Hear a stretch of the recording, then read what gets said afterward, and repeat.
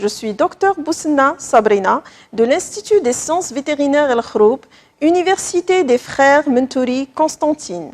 Ce cours s'adresse aux étudiants de 3e année docteur vétérinaire. Il représente une synthèse des cours de bactériologie systématique du 2e semestre. Dans ce cours, nous allons aborder 4 bactéries ayant en commun un grand intérêt en médecine vétérinaire. Il s'agit de Brucella, Mycoplasma, Coxiella et Chlamydophila. On commence par étudier Brucella, qui est une bactérie découverte pour la première fois dans les îles de Malte. Cette bactérie est responsable d'une zoonose touchant aussi bien les mammifères domestiques que sauvages et également les mammifères marins. Elle est responsable d'une maladie professionnelle à déclaration obligatoire. Cette bactérie a des répercussions économiques considérables. La maladie animale, quant à elle, est maîtrisée par une prophylaxie aussi bien sanitaire que médicale. Cette bactérie ne peut être manipulée que dans des labos bactériologiques spécifiques, à savoir de classe 3. Cette bactérie également peut être utilisée comme une arme biologique dans le cadre du bioterrorisme. Cette bactérie est parasite du système réticulo-histiocytaire et pathogène intracellulaire facultatif. Comme on le vient de le mentionner tout à l'heure, cette bactérie est pathogène pour de nombreuses espèces animales, de mammifères sauvages et domestiques, et également les mammifères marins. Cette bactérie présente des réservoirs préférentiels. Par exemple, Brucella melitensis est responsable de la brucellose chez les petits ruminants. Brucella abortus, quant à elle, est responsable de la brucellose chez les bovins. Cette bactérie est classée au sein de l'ordre des rhizobiales, appartenant à la famille des rhizobiacées et non pas à la famille des brucellacées. Pour ce qui est des caractères bactériologiques, cette bactérie est aérobie stricte, catalase plus, oxydase plus, nitrate réductase positif et notamment uréase plus. Cette bactérie est non fermentaire mais oxydatif. Les galeries utilisées pour l'identification de Brucella, API NE, peuvent conduire à une fausse identification suite à la confusion avec Moraxella. La pasteurisation du lait suffit pour détruire cette bactérie. À la coloration de Gram, les Brucella apparaissent sous forme de petits cocobacilles. Cette bactérie est immobile et présente une acido-résistance remarquable, nécessitant l'utilisation de la coloration de Stamp. La culture, quant à elle, nous oblige d'utiliser un milieu spécial, à savoir gélose au sang. Certaines souches, notamment Brucella abortus, nécessitent de 5 à 10% du CO2. La température de multiplication est comprise entre 34 et 35 degrés Celsius. En primoculture, après 3 à 4 jours jusqu'à 2 à 3 semaines, colonies de Brucella apparaissent sous forme de bords arrondis, réguliers et de petite taille. Quant à la culture sur milieu liquide, on a un trouble léger. Les LPS, ou bien les lipopolysaccharides, de la paroi des Brucella est caractérisée par 2 phénotypes. Le phénotype lisse, smooth, SLPS, et le phénotype rugueux, RAF ou RLPS.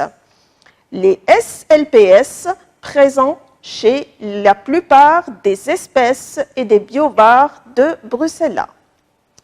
Les SLPS, support d'une réaction croisée avec Yersinia enterocolytica, sérovar somatique O9, Francisella tularensis et Vibrio cholerae.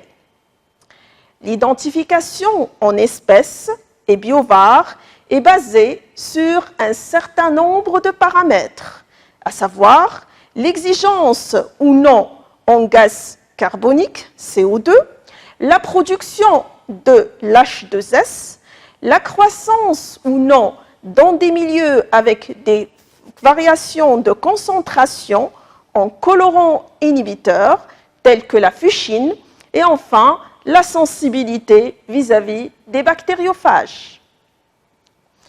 Le pouvoir pathogène de Brucella est caractérisé par des troubles de reproduction, à savoir chez les mâles, des épididymites, des orchites et notamment une stérilité, tandis que chez la femelle, la maladie présente des avortements et des mammites souvent subcliniques.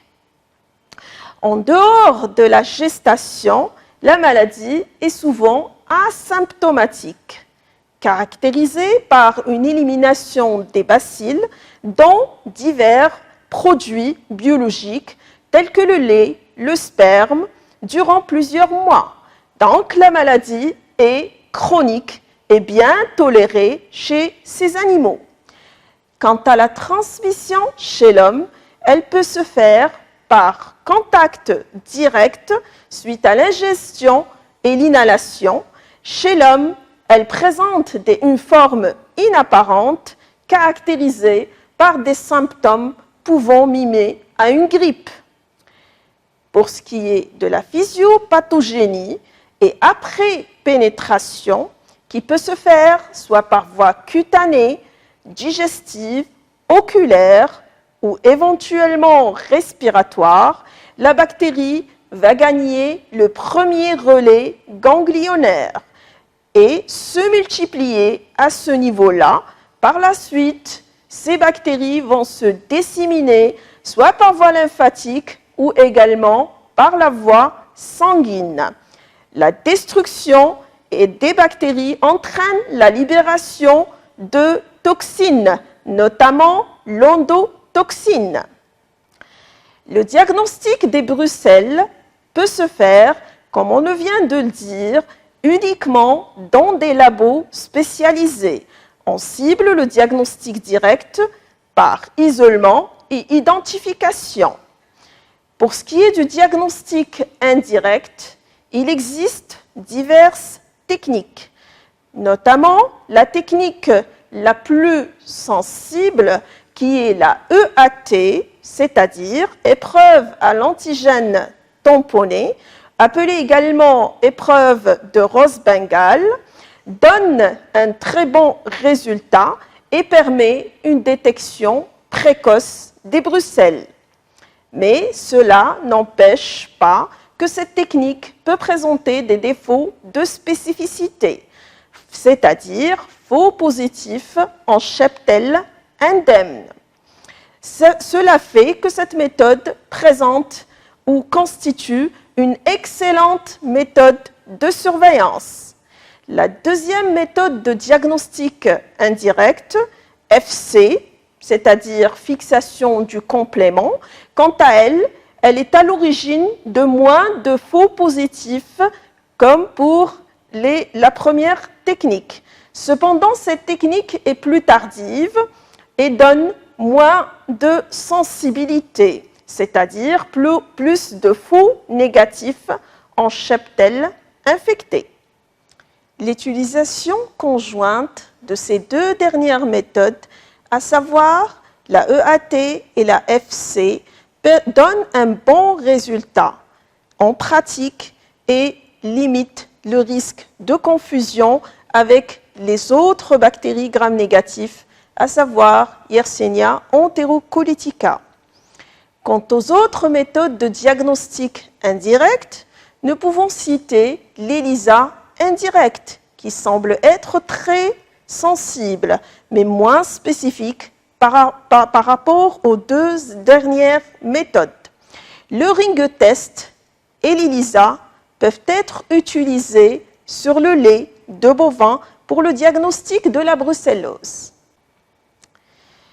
Toujours dans le cadre de diagnostic indirect, on peut citer la méthode IDR, c'est-à-dire intradermoréaction, qui est une méthode utilisée en routine pour le dépistage de la brucellose. Les brucelles sont sensibles à de très nombreux antibiotiques, notamment les bêta-lactamines. C'est un parasite intracellulaire facultatif. Donc, il faut prendre en considération que la concentration de l'antibiotique doit être suffisamment efficace à l'intérieur de la cellule pour détruire ce parasite. Pour ce qui est des mesures préventives, le dépistage et l'abattage des animaux positifs chez les bovins est une mesure obligatoire pratiquée en Algérie. Le respect des bonnes pratiques d'hygiène permet de réduire l'incidence de cette maladie. Pour ce qui est de la viande ou bien du lait, le traitement thermique suffit pour détruire cette bactérie, puisqu'il s'agit ici d'une bactérie sensible à la chaleur. Pour ce qui est du personnel vétérinaire, une administration prophylactique d'un traitement permet de prévenir la maladie en cas d'une contamination accidentelle par le biais de vaccins. La deuxième bactérie à aborder dans cette conférence est Mycoplasma.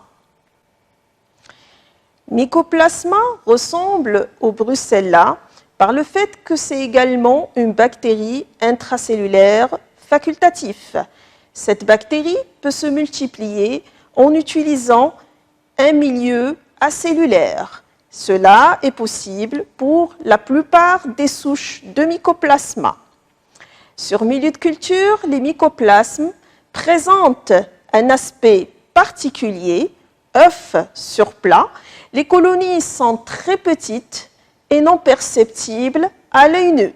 Pour l'observation des colonies de Mycoplasma, il faut utiliser une loupe ou bien un microscope inversé. Cette bactérie se caractérise par un pléomorphisme important. Cela est dû à l'absence d'une paroi rigide. Pour la culture, il faut veiller à apporter du cholestérol dans le milieu de culture pour isoler cette bactérie. Cette bactérie est résistante à la pénicilline et cela de façon formelle. Comme on le vient de le dire, cette bactérie est dépourvue de parois. Cette bactérie est également de très petite taille et non perceptible au microscope optique. Pour pouvoir visualiser cette bactérie, il faut utiliser un microscope électronique. Cette bactérie présente à la fois un génome constitué d'ADN et d'ARN comme toutes les bactéries, ce qui la différencie des virus. Le cytoplasme contient également, en plus d'un génome très court, des ribosomes pour permettre la production des protéines. La membrane de Mycoplasma présente une grande quantité en lipides. La culture est lente, se fait en atmosphère micro-aérophile, c'est-à-dire enrichie en 5 à 10% du CO2 sur des milieux acellulaires pourvus qu'ils contiennent du cholestérol. La culture peut se faire également sur milieu cellulaire pour les mycoplasmes les plus exigeantes. Il s'agit des mycoplasmes aviaires. Pour ce qui est des caractères bactériologiques, in vivo, la multiplication se fait en dehors des cellules, mais cette bactérie s'adhère fortement aux cellules. Cela est dû au fait qu'il s'agit de parasites intracellulaires facultatifs des muqueuses des animaux. Cette bactérie est sensible à l'environnement aux conditions de variation de pH et de température, notamment elle est sensible aux agents tensioactifs et aux variations de la pression osmotique. Pour ce qui est de l'habitat, les mycoplasmes sont des commensales de l'appareil génital de l'homme et des animaux. Pour le pouvoir pathogène, les mycoplasmes sont responsables d'affections respiratoires et génitales. Cette bactérie est responsable de ce qu'on appelle les mycoplasmoses sporadiques et endémiques aux conséquences socio-économiques non négligeables. Les mycoplasmes peuvent également engendrer chez le bétail ce qu'on appelle la péripneumonie contagieuse bovine et la péripneumonie contagieuse caprine chez les caprins, comme on le voit sur cette diapo. Pour ce qui est toujours du pouvoir pathogène, les mycoplasmes engendrent chez la brebis et chez la chèvre la galaxie contagieuse. Elle engendre également des maladies ou des troubles respiratoires chroniques chez les oiseaux. Elle est à l'origine également chez les bovins et chez les autres animaux d'arthrite et de mammites chez la vache laitière. Pour ce qui est des facteurs de virulence, les mycoplasmes présentent une grande capacité de s'adhérer aux membranes cellulaires, sauf pour certains mycoplasmes, notamment Mycoplasma gallisepticum. D'autres facteurs de virulence sont également notés. Il s'agit de la production d'enzymes extracellulaires. Les interactions avec les cellules du système immunitaire constituent également un facteur de virulence des mycoplasmes. Enfin, les lipides et les lipoprotéines de la membrane sont également des facteurs de virulence des mycoplasmas. Pour ce qui est du diagnostic, et surtout le diagnostic direct, on doit réaliser des prélèvements tout en prenant en considération de ramener des cellules. Les milieux sont ensemencés avec des gouttes du liquide pleural ou éventuellement de la lymphe péripneumonique ou encore du broyat des poumons. On peut également réaliser une empreinte des poumons ou des ganglions. Les brossages bronchiques ou les lavages broncho-alvéolaires constituent des prélèvements très intéressants. Les produits de grattage des muqueuses ou les liquides biologiques centrifugés sont beaucoup meilleurs que les écouvillonnages. Toujours pour le diagnostic direct, les prélèvements peuvent être colorés en utilisant la coloration spéciale de May-Grauner-Giemsa, brièvement MGG, comme vous le voyez sur cette image de coloration. Les animaux qui présentent une mycoplasmose peuvent être traités en utilisant certains nombres d'antibiotiques. Les bêta-lactamines sont contre-indiquées du fait de l'absence de parois chez les mycoplasmes. Les antibiotiques les plus efficaces et les plus utilisés sont les macrolides, notamment l'érythromycine. Pour ce qui est de la prophylaxie, des vaccins sont en projet. La troisième bactérie à étudier dans cette conférence est Chlamydophila. Cette bactérie appartient à la famille des Chlamydiaceae, composée de deux genres, genre Chlamydia et genre Chlamydophila. Au sein du genre Chlamydophila, on a 6 espèces.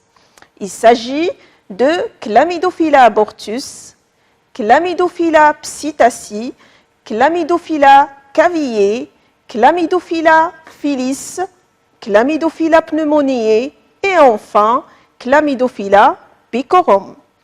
Pour ce qui est du deuxième genre, on note la présence de 3 principales espèces. Il s'agit de Chlamydia trachomatis, Chlamydia suisse et enfin, pour les rongeurs, Chlamydia muridarum. Pour ce qui est des caractères bactériologiques, les chlamydia ou bien les chlamydophila se présentent sous une forme pléomorphe. Elles sont de petite taille, caractérisées par la présence à l'intérieur du génome, aussi bien de l'ADN que de l'ARN. Cette bactérie est un parasite intracellulaire obligatoire et présente une paroi mince, semblable à celle des bactéries gram-négatifs. Les espèces du genre Chlamydia ou Chlamydophila ont un cycle de multiplication caractéristique, ce qui les différencie des autres prokaryotes, comme vous pouvez le voir sur le diapo. Les chlamydia pénètrent à l'intérieur de la cellule eucaryote par endocytose, sous forme de corps élémentaires. Ils vont se transformer par la suite en corps réticulés, tout en passant par la forme intermédiaire. Les corps réticulés vont par la suite se diviser par division binaire, ce qui aboutit à la formation d'une grande inclusion basophile à l'intérieur de la cellule eucaryote. Ces corps réticulés vont de nouveau se transformer en corps intermédiaires, puis enfin élémentaires, et finissent par rompre la membrane de la cellule et infester d'autres cellules adjacentes. Pour ce qui est des propriétés antigéniques des chlamydia, on a d'abord un antigène de genre qui est thermostable, lipopolysaccharidique et qui est présent à tous les stades de développement.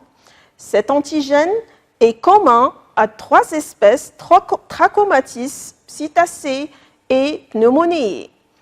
Il est utilisable dans la réaction de fixation du complément dans certaines maladies, telles que la maladie vénérienne appelée lymphogranulomatose vénérienne chez l'homme, et dans le cadre de diagnostic également de la psittacose ornithose chez l'homme et les animaux.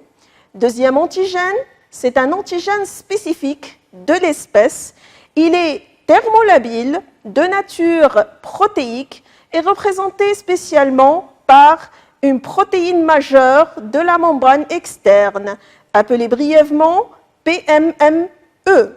Cet antigène est présent à tous les stades de développement et diffère selon les espèces. Troisième antigène, c'est l'antigène spécifique du type. Il est de nature également protéique et caractérise les différents sérotypes. D'ailleurs, on note la présence de 15 antigènes spécifiques de type pour l'espèce Trachomatis, 13 pour Psittacea et enfin un seul pour Pneumoniae.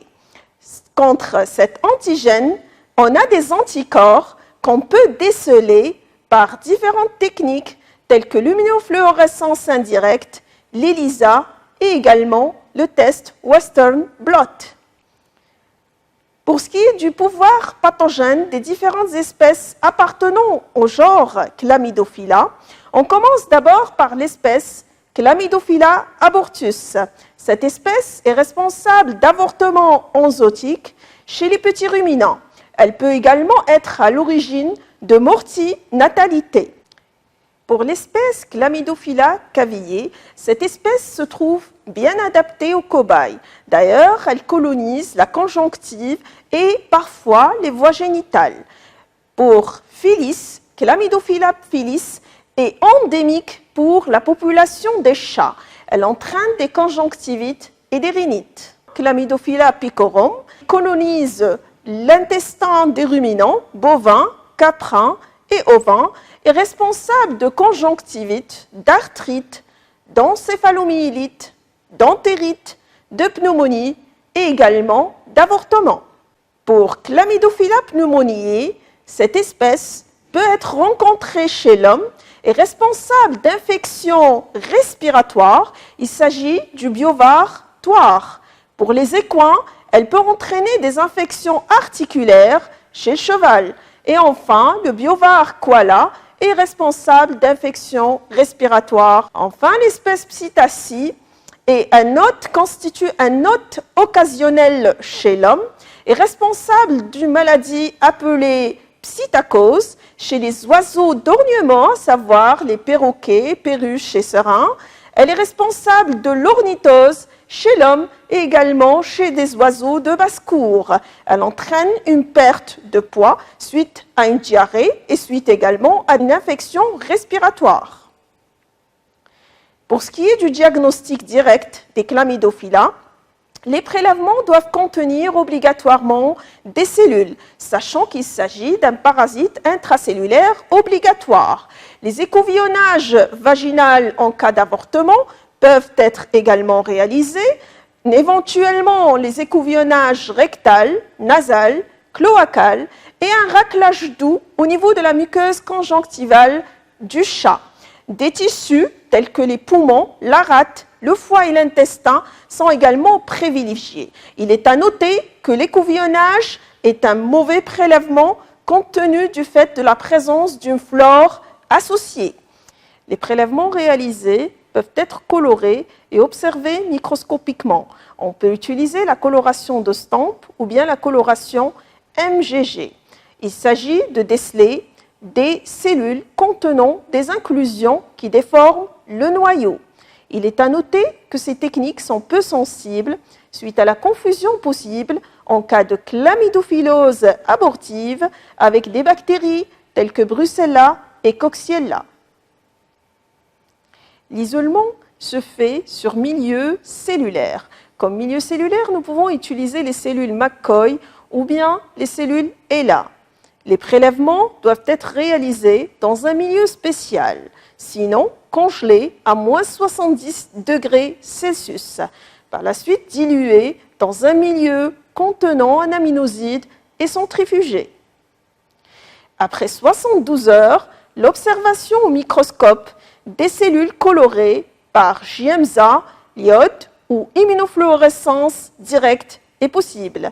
Des techniques plus récentes d'immunofluorescence directe utilisant un anticorps monoclonal anti-chlamydia marqué permet d'observer les corps élémentaires. Dans le cadre du diagnostic direct, nous pouvons également utiliser la méthode PCR, qui est une méthode très sensible. Dans le cadre de diagnostic indirect, plusieurs méthodes peuvent être employées. Nous pouvons citer l'ELISA, l'immunofluorescence et la fixation du complément. Ces méthodes sont de grands recours, surtout que l'observation directe n'est pas très sensible et la culture n'est pas toujours réalisable. L'antigène utilisé représente des cellules infectées ou des corps élémentaires. Pour le traitement des infections à chlamydophilose, peu d'antibiotiques sont actifs. Il faudrait que l'antibiotique puisse traverser la membrane de la cellule, la membrane de la vacuole et enfin la membrane de la bactérie. Les molécules les plus utilisées en médecine vétérinaire sont les tétracyclines. Il est à noter que les macrolides et apparentés, les fluoroquinolones, sont les plus actifs. Une résistance naturelle est notée vis-à-vis des aminosides, de la colistine, de la mitronidazole, des quinolones de la première génération et éventuellement de la vancomycine. Les résistances acquises sont exceptionnelles. Les pénicillines sont peu actifs et les céphalosporines sont totalement inactifs. La prophylaxie repose sur la prophylaxie sanitaire. Celle-ci est difficile à assurer, mais elle peut être assurée suite à un contrôle à l'importation des oiseaux exotiques, la désinfection des locaux d'élevage et des cages des oiseaux domestiques, le contrôle et la limitation de la population des pigeons, l'isolement des animaux infectés et l'élimination des malades. Quant à la prophylaxie médicale, des essais de vaccination chez les volailles ont été réalisés avec une souche inactivée et adjuvée. Les vaccins sont disponibles pour les chats et également pour les ovins. Pour les chats, une souche vivante atténuée est utilisée pour prévenir les infections à Chlamydophila filis. Pour les ovins, une souche vivante à pouvoir virulent atténué est utilisée pour prévenir les infections à Chlamydophila abortus. La dernière bactérie à étudier est Coxiella. Cette bactérie était autrefois appelée Rickettsia. Elle est l'agent d'une zoonose observée pour la première fois en 1935 chez des ouvriers dans un abattoir à Queensland, l'Australie. L'appellation fièvre Q est en relation avec l'incertitude à l'époque de son étiologie et non pas par rapport à Queensland. Coxiella burnetii est la seule espèce du genre. Cette bactérie appartient à la famille des Coxiellacées, constituée par des bactéries intracellulaires obligatoires.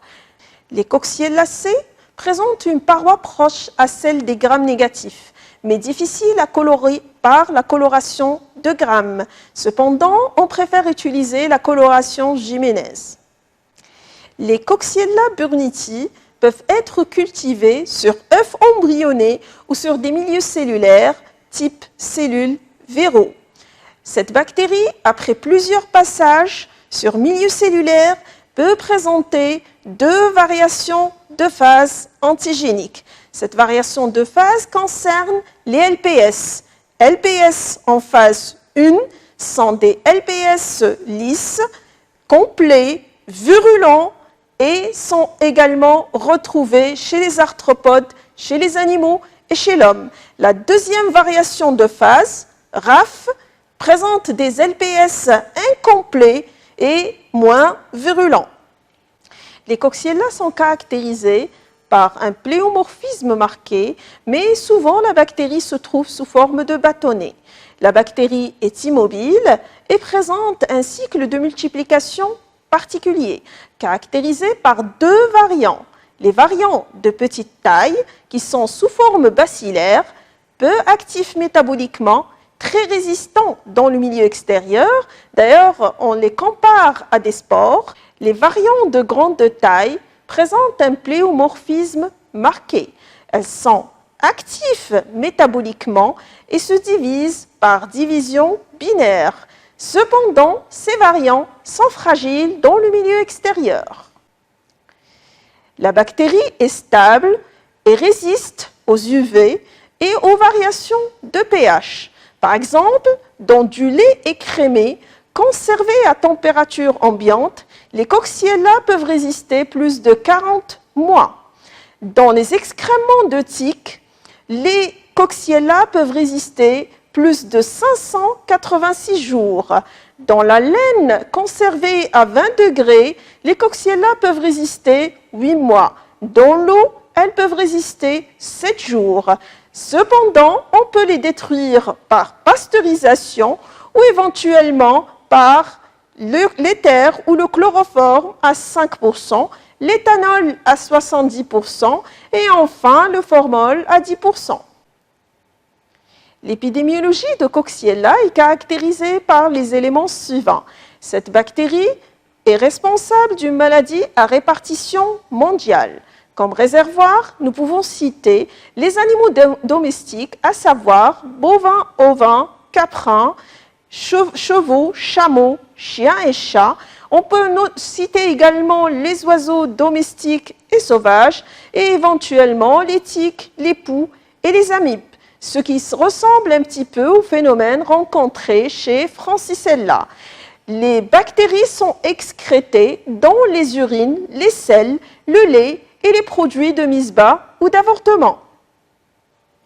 Concernant le cycle de multiplication des Coxiella, il se caractérise par deux cycles de transmission. L'un rencontré chez les animaux sauvages et l'autre concerne les animaux domestiques. On commence tout d'abord par le cycle sauvage. Les tiques semblent jouer un rôle important dans la transmission entre les vertébrés. Dans les premiers stades de l'infection, les animaux présentent souvent une bactériémie transitoire, permettant la contamination des tiques. Coxiella burnetii se multiplie dans l'estomac et l'intestin et elle est éliminée par les déjections.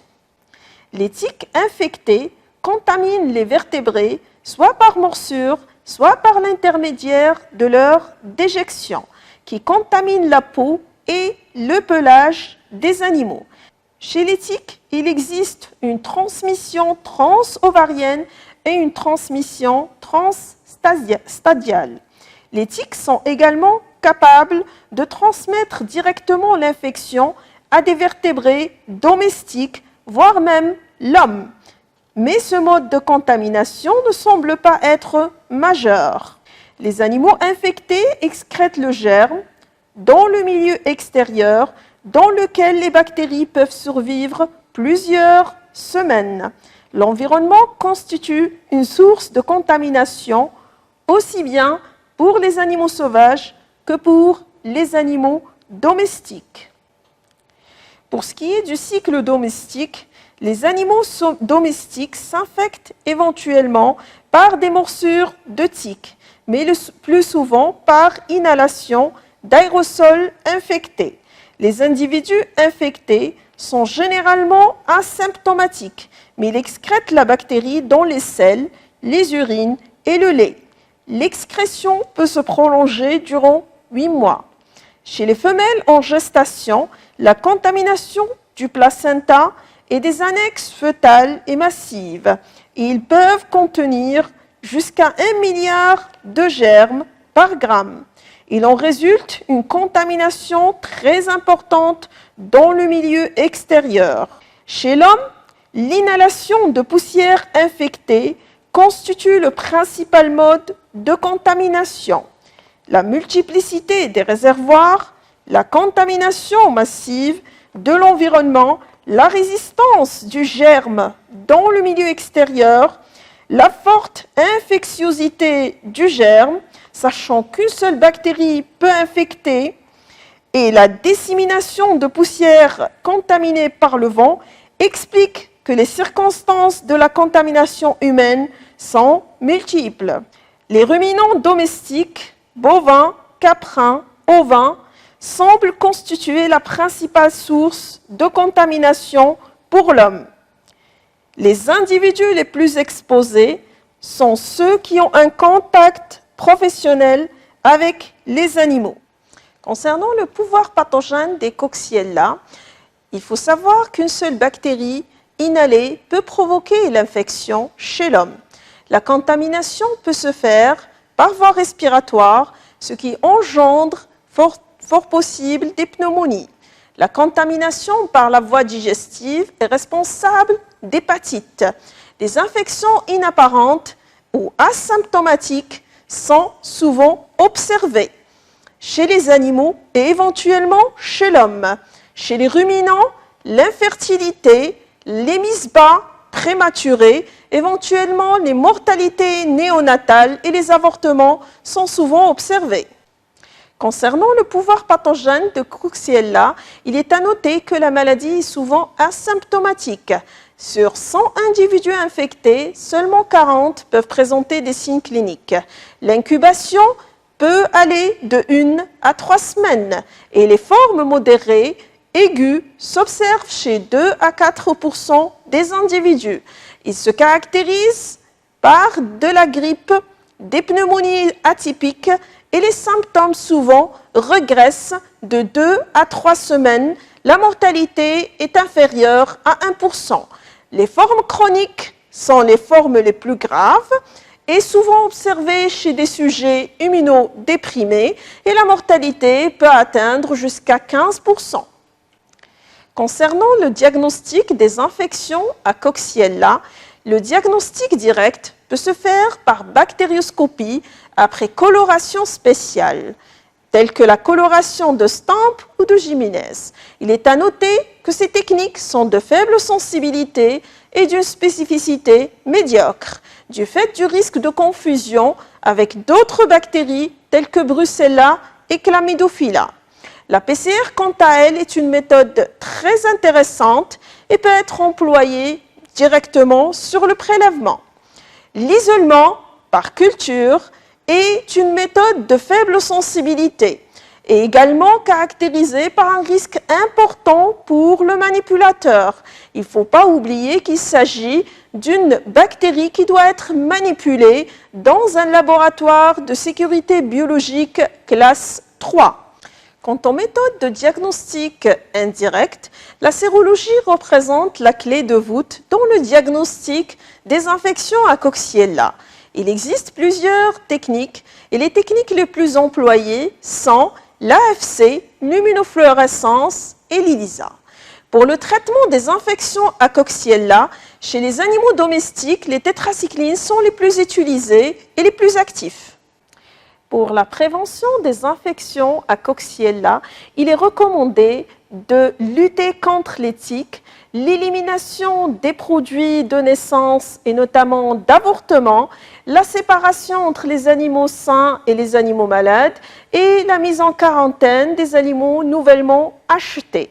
Pour les mesures de prophylaxie médicale, la vaccination peut être employée dans les troupeaux infectés. La chimioprévention en utilisant des molécules d'antibiotiques telles que les tétracyclines est également recommandée.